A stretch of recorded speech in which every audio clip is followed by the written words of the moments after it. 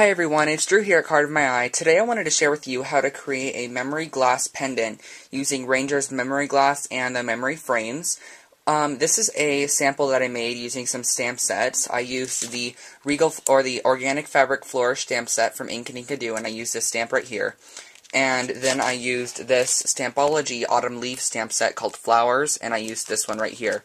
So I used that one on this side, and then I used the Organic Fabric Flourish on this side.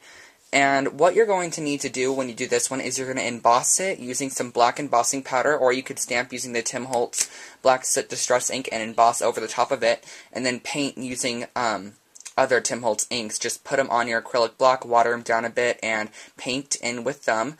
And then on this side I did the same exact thing. I stamped using some spiced marmalade, worn lipstick, and the crushed olive, or peeled paint, and then I embossed over the top of them and painted them in with the according color. So you have a double-sided, really nice pendant for everyday use. But today I wanted to share with you a little bit of a different one using the Graphic 45 Steampunk Debutante paper. I keep a little bag of scrap paper from Graphic 45 right here, and I had a little bit of this Steampunk Debutante paper left, and I thought this was a perfect one. So today we're going to be using the 1.5 inch memory frame. You're going to need that one, and I'm using the silver, and then you're going to need 2 of the 1.5 inch memory glass pieces, if you could see them like that.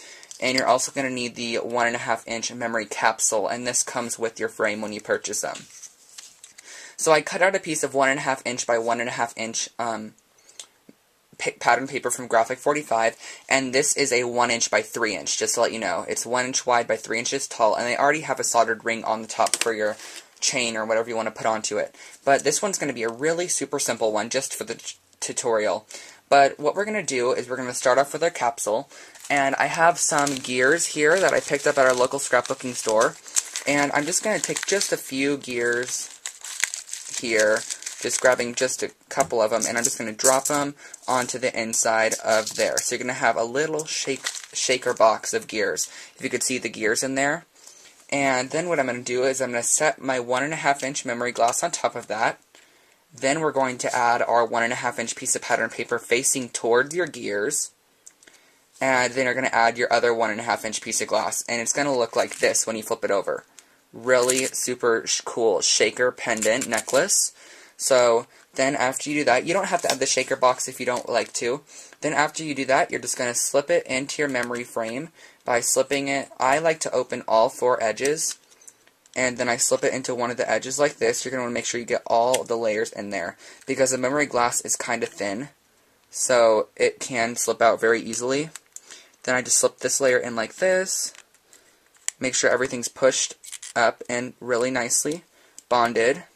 Now this is the hardest part for me always, is trying to get the memory frame to close. I always find this is really a hard part for me, but it's really not that hard.